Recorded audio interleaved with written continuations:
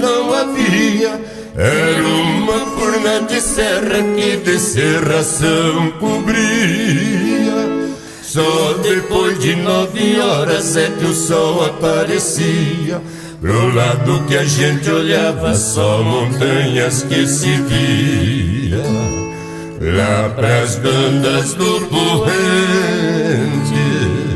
como sufocava a gente quando a tardinha morria.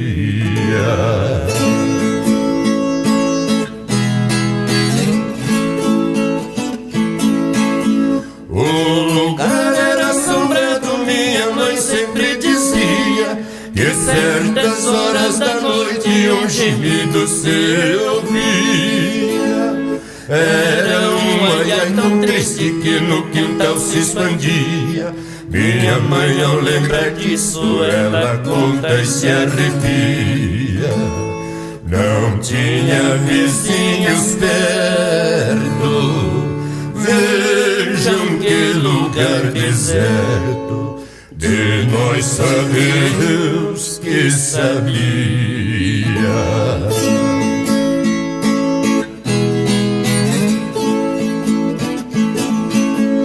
Não muito longe de casa um piquete existia, onde meu pai conservava as nossas vacas de cria.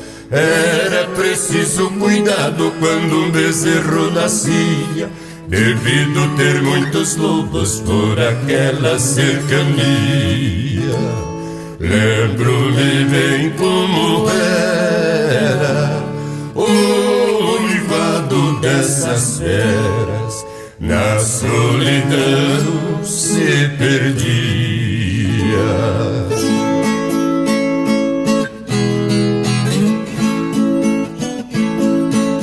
Eu ainda era criança, quase pra nada servia, mas tirava 12,5 na enxada todo dia.